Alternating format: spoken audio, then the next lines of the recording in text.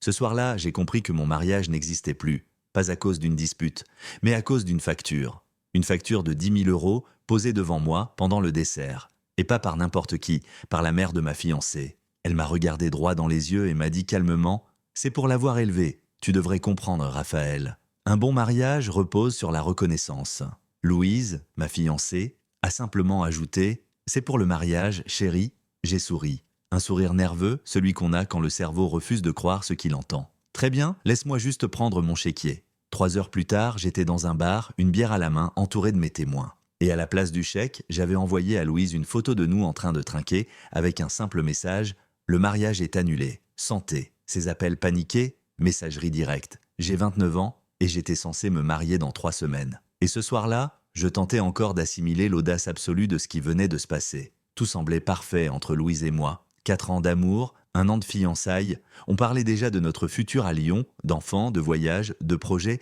Sa famille m'aimait bien, du moins je le croyais. Sa mère, Diane, était un peu intense, du genre à organiser Noël comme un sommet diplomatique, à vouloir tout contrôler. Mais je pensais que c'était juste sa manière d'aimer. Le dimanche précédent, nous étions invités à dîner chez eux. Dernier repas avant le mariage pour régler les derniers détails, plan de table, prestataire, petit stress habituel. L'ambiance était normale jusqu'au dessert. Diane s'est penchée vers moi, le regard brillant, et a glissé une enveloppe blanche sur la table. Juste un petit quelque chose à régler avant le grand jour. J'ai ouvert. C'était une facture, une vraie, imprimée, avec un tableau détaillé. Nourriture et logement, 18 ans. 3 500 €. École privée, 2 000 €. Cours de danse, 1 500 €. Études supérieures, 2 000 €. Dépenses diverses, 1 000 €. Total, 10 000 €, paiement exigé avant la cérémonie. J'ai cru à une blague. Je me suis tourné vers Louise, cherchant un sourire complice. Rien. Elle fixait son assiette. C'est une blague, Diane, dites-moi que vous plaisantez. Silence. Jade, le père, s'est mise à touiller son café comme s'il essayait d'y trouver une issue. Ce n'est pas une blague, a dit Diane, toujours avec ce sourire glacial. Nous avons beaucoup investi pour faire de Louise la femme qu'elle est. Il était normal que tu nous rembourses, puisque tu vas en profiter. Je me suis tourné vers Louise, espérant qu'elle prenne ma défense. Elle a murmuré « Maman a raison, ils ont tout sacrifié pour moi. C'est une forme de reconnaissance. » Reconnaissance ? Louise, tu veux que je paie tes parents pour t'avoir élevé ? Ce n'est pas payer, c'est remercier. À ce moment-là, j'ai senti quelque chose se briser. Ce n'était pas juste de la colère, c'était de la déception pure, brutale. 4 ans de confiance, balayés par une logique absurde. Diane a repris la parole implacable. Sans ce remerciement, il n'y aura pas de mariage. Louise est d'accord avec moi, n'est-ce pas ? Ma fiancée a hoché la tête. Silence. L'air est devenu lourd. Je me suis levé. Lentement. J'ai sorti mon téléphone.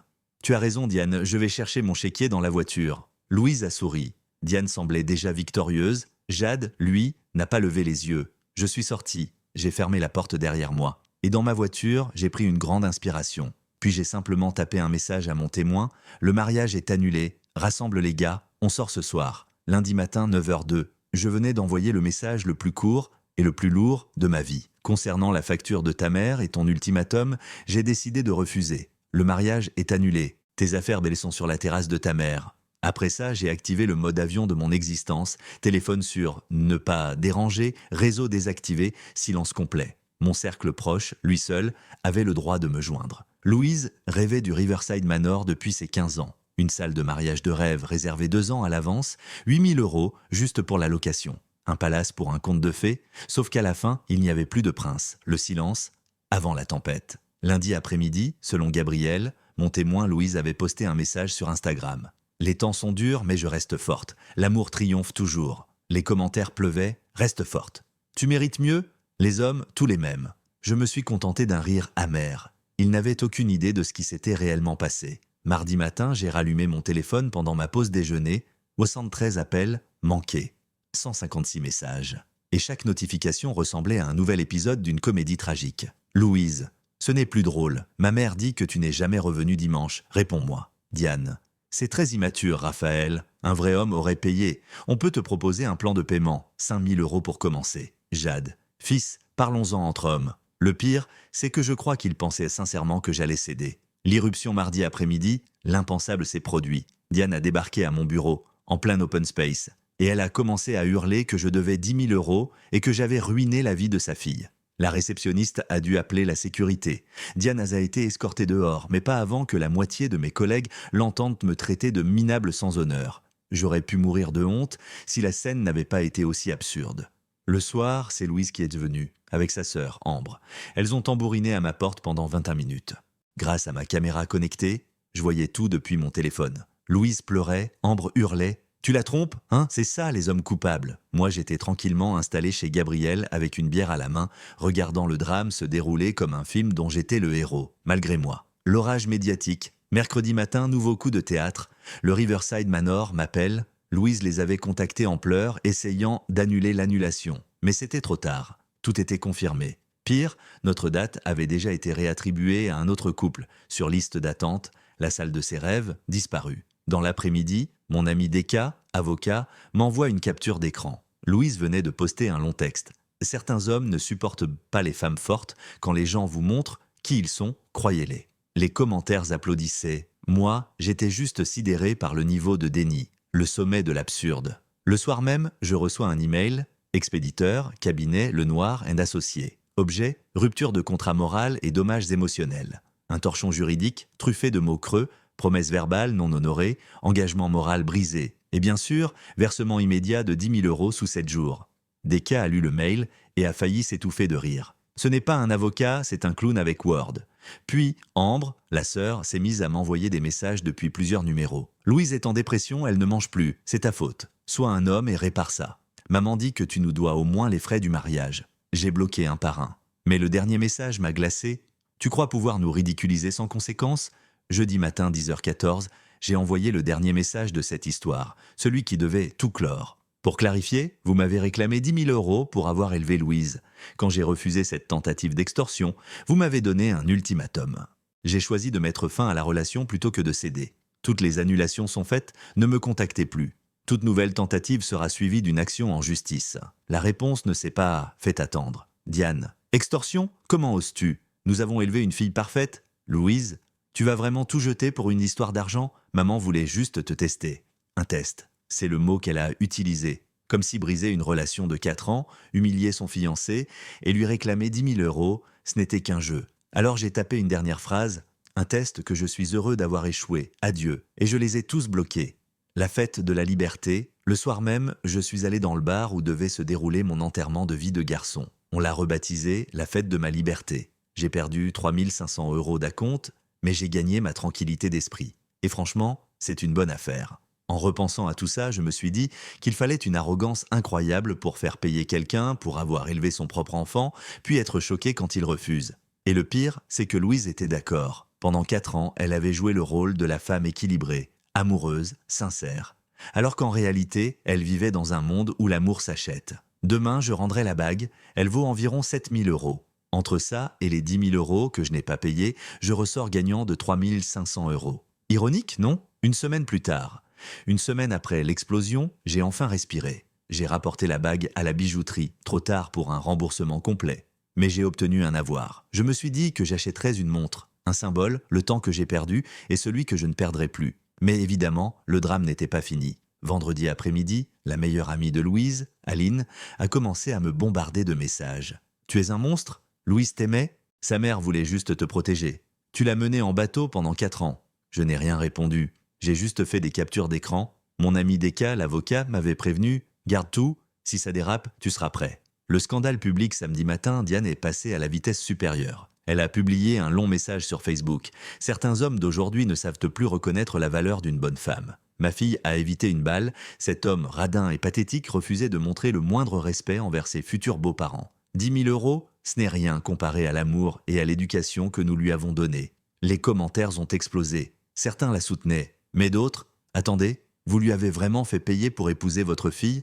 On dirait que vous essayez de vendre votre fille, et vous êtes fâché parce qu'il n'a pas acheté. » Le poste a disparu en moins de 2 heures. Trop tard. Les captures d'écran circulaient au déjà. Un collègue m'en a envoyé une avec la légende « Le meilleur soupe de l'année ». La visite inattendue. Dimanche matin, 8 h, j'ai vu sur ma caméra Ring 3 silhouettes devant ma porte. Louise, Diane, Jade. J'ai entrouvert sans les inviter à entrer. Jade a pris la parole d'une voix fatiguée. « On veut juste te parler, 5 minutes, 2 si tu veux. 2 pas plus, ai-je répondu. Louise avait l'air vidée, les yeux gonflés, le visage sans maquillage, le jogging froissé. Rien à voir avec la femme fière et sûre d'elle que j'avais connue. Elle a murmuré « Je suis désolé, l'idée de maman était folle, je le vois maintenant. » Je l'ai regardée, longtemps, puis j'ai simplement dit « Non, Louise, le pire ce n'est pas l'idée de ta mère, c'est que toi, tu y as cru. Tu m'as donné un ultimatum, tu m'as mise à prix. » Elle a détourné les yeux. Jade, lui, a hoché la tête comme un homme qui comprend trop tard. Je leur ai fermé la porte doucement, pas de colère, juste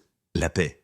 Je sais, j'ai fait une erreur. Sa voix tremblait. Louise évitait mon regard, les yeux gonflés, la voix cassée. On pourrait essayer de réparer les choses, une thérapie peut-être. Je l'ai observé un instant. Tout ce que j'éprouvais, c'était une immense lassitude. Tu m'as laissé croire que ton amour avait un prix, Louise.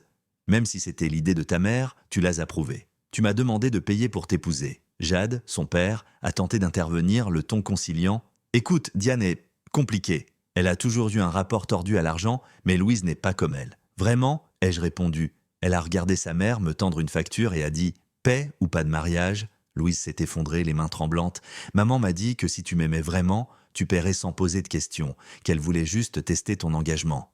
Et moi, si je t'aimais vraiment, je devais obéir sans réfléchir ? Non, Louise. L'amour, ce n'est pas un test, c'est une confiance. » Jade a repris, suppliant. « On pourrait tout oublier, tourner la page, non ? Oublier ? Les 200 invités à prévenir, les acomptes perdus, la honte publique, ou le fait que ta femme a tenté de me faire arrêter pour harcèlement ? Le silence est tombé.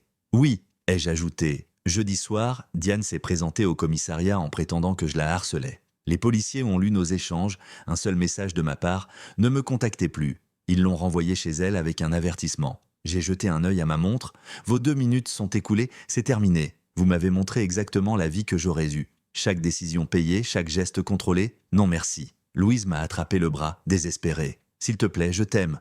Non, Louise. Tu aimes l'image du couple parfait, la robe, les photos, la sécurité ? Pas moi. Si tu m'aimais, tu n'aurais jamais laissé ta mère transformer notre amour en facture. Je lui ai doucement retiré la main et fermé la porte. Ils sont restés dehors quelques minutes, puis le silence. Un vrai. Le calme. Avant le chaos, les 2 jours suivants furent étrangement paisibles. J'ai cru que tout s'était enfin éteint, mais mercredi matin, mon téléphone a sonné. Le Riverside Manor, la responsable semblait gênée. « Monsieur Martin ?» Une femme nommée Diane Salins s'est présentée ce matin. Elle affirme être la personne ayant réservé la salle et souhaite annuler votre annulation. J'ai éclaté de rire. « Vous plaisantez ?» Non. Elle dit avoir payé la caution. Je lui ai envoyé le contrat avec ma signature unique. Et j'ai ajouté « Je vous conseille d'interdire cette femme d'accès à vos locaux. » « C'est déjà fait, m'a-t-elle répondu. J'aurais dû me sentir soulagé. Mais avec Diane, la tranquillité n'existe pas longtemps. Le mariage fantôme. Jeudi matin, ma mère m'appelle, paniquée. « Raphaël, vous vous êtes remis ensemble ? J'ai reçu un save the date. Même lieu, même heure. J'ai cru à une mauvaise plaisanterie. Mais non, de nouvelles invitations circulaient vraiment. Même graphisme, même programme. Mais une date 3 mois plus tard. Mon téléphone explosait. Mes cousins me félicitaient. Ma grand-mère croyait avoir raté la réconciliation. J'ai pris une grande inspiration et envoyé un message groupé. Pour information, Louise et moi ne sommes plus ensemble. Il n'y aura pas de mariage. Les invitations que vous avez reçues ont été envoyées sans mon accord. Merci de les ignorer. L'effondrement final. Quelques heures plus tard, j'ai compris l'ampleur du désastre. Diane avait raconté à tout le monde que j'avais cédé, que le mariage était de nouveau prévu. Même Louise tombait des nues. Elle m'a appelé, la voix brisée. « Je te promets, je n'étais pas au courant. Maman a perdu pied. Elle dit à tout le monde que tu fais une crise et que tu reviendras. Ta mère a besoin d'aide, Louise. D'une vraie aide, pas d'un mariage. » Je sais, j'essaie de la calmer, mais elle ne m'écoute plus. Les gens m'appellent, ils me posent des questions. Qu'est-ce que je leur dis ? La vérité, que ta mère ment et qu'il n'y aura jamais de mariage. S'il te plaît, ne fais pas ça. Je ne fais rien, Louise. Ce sont les conséquences de vos choix. Je l'ai laissé en ligne quelques secondes, puis j'ai raccroché. Tard dans la nuit, j'ai reçu un message de Jade. « Je suis désolé, fiston, tu as eu raison. Vendredi matin, 7h52. Jade m'a écrit un dernier message. « Je m'occupe de Diane. S'il te plaît, ne lance pas de procédure. C'est un électrochoc pour nous. » J'ai répondu froidement. Si je reçois encore un seul message d'elle, ou si elle invente la moindre rumeur de mariage, je déposerai une plainte et demanderai une ordonnance restrictive. Il a simplement répondu « compris ». Depuis, silence total. Les réseaux de Louise ont disparu. Ceux de Diane aussi. Jade, lui, n'a jamais eu de compte. Le calme, enfin. Ce week-end-là devait être celui de mon enterrement de vie de garçon. Au lieu de ça, mes amis m'ont traîné au bar habituel, celui où tout avait commencé. Gabriel avait prévu des t-shirts personnalisés, Freedom Festival 2024, avec un dessin ridicule d'un homme courant loin d'un hôtel. C'était kitsch, mais étrangement, parfait. La Renaissance. Ma famille, elle a été incroyable. Ma mère m'a confié qu'elle n'avait jamais supporté Diane, mais qu'elle n'avait rien dit pour ne pas briser mon bonheur. Mon père, lui, a juste lâché un « Eh bien, tu l'as esquivé, fiston. Si tu veux, je t'aide à récupérer les acomptes au tribunal. » Même le coordinateur du Riverside Manor m'a appelé. Diane avait essayé de réserver le lieu sous un faux nom. À la même date, elle avait été reconnue et escortée dehors une nouvelle fois. L'équipe de sécurité commençait à la connaître par cœur. Honnêtement, le niveau de déni était effrayant. Elle croyait vraiment pouvoir fabriquer un mariage sans marier. J'ai alors pris une décision, commencer une thérapie. Parce qu'après 4 ans avec Louise, je ne savais plus si j'avais été aveugle ou simplement trop confiant. Avais-je ignoré les signaux d'alerte? Ou était-elle juste très douée pour dissimuler leur folie familiale? Quoi qu'il en soit, j'étais libre, un peu plus pauvre, certes, 3 500 € envolés, mais infiniment plus lucide. 3 semaines plus tard, tout semblait enfin derrière moi. Mais la paix, avec Diane, n'était qu'une illusion. Malgré les promesses de Jade, elle a recommencé. Cette fois, elle a créé un faux profil à mon nom sur les réseaux, contactant les prestataires du mariage pour réactiver les réservations. Puis elle a écrit à mon employeur, l'accusant de m'être enrichi sur le dos de sa famille. Et le pire, un soir, elle s'est présentée chez mes parents à 23 h, exigeant qu'ils me fassent entendre raison. C'en était trop. Adam, mon ami avocat, m'a aidé à déposer une demande d'ordonnance restrictive.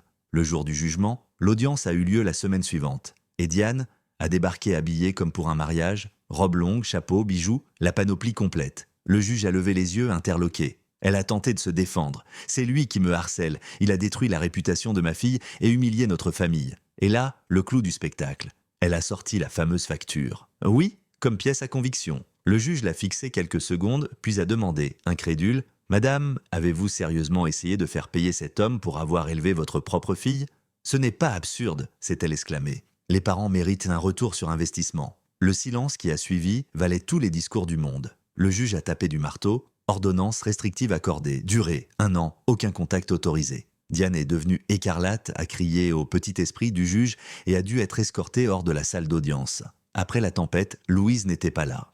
D'après Jade, elle était retournée vivre chez eux et suivait une thérapie. Il m'a écrit un SMS plus tard. Elle réalise enfin à quel point sa mère l'a détruite. Trop tard, mais au moins, elle avance. J'ai fermé mon téléphone. Pour la première fois depuis des mois, je n'ai ressenti ni colère, ni rancune. Juste du soulagement. L'appel inattendu, hier, un numéro inconnu s'est affiché. J'ai hésité à décrocher, finalement je l'ai fait. « Bonjour, je suis Mia, la sœur de Diane. Je suis désolé de vous déranger, mais je voulais m'excuser.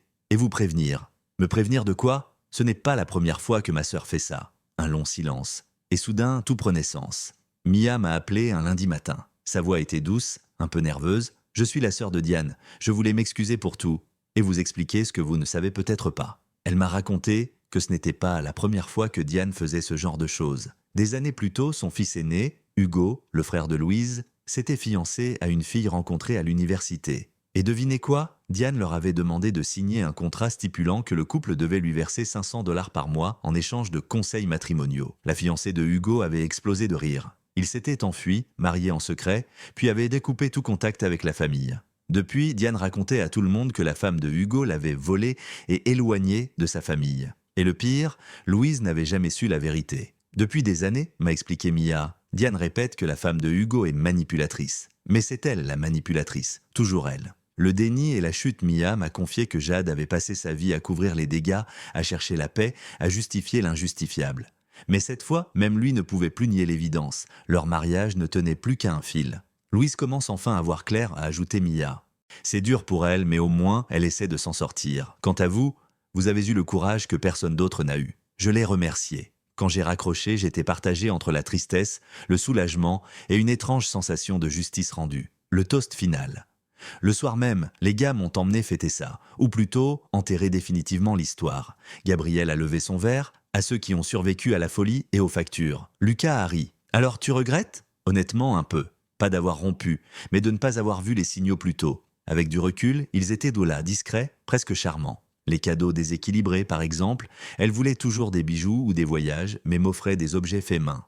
Touchant au début, révélateur ensuite. Et ces petites phrases, à la blague, une mère mérite mieux que papa. Quand on aura des enfants, veux-tu paire à cher? Je riais. J'aurais dû m'inquiéter. Adam, mon ami avocat, a même fait les comptes. Entre la lune de miel perdue, les réservations et les dépôts, j'ai laissé filer 8 500 €. Mais chaque euro était le prix de ma liberté. Et honnêtement, c'est une affaire, l'ironie absolue. Mon entreprise a été d'un soutien incroyable. Le service RH m'a même félicité pour ma gestion exemplaire du chaos. Mon patron a plaisanté. Tu devrais envoyer une facture à Diane pour le dérangement au travail. Ne me tente pas, ai-je répondu. Quant à l'amour, non, je ne suis pas prêt à recommencer. Cette histoire m'a appris à douter de mon propre discernement. Comment ai-je pu passer 4 ans avec quelqu'un capable d'une telle trahison sans rien voir? Mon thérapeute, oui, j'ai commencé à en voir un, dit que c'est courant. Les gens qui ont grandi dans la manipulation apprennent à la dissimuler. Et juste avant un mariage, le masque tombe. Cette facture n'était donc pas une surprise. C'était la vérité, enfin mise à nu. Le dernier mensonge.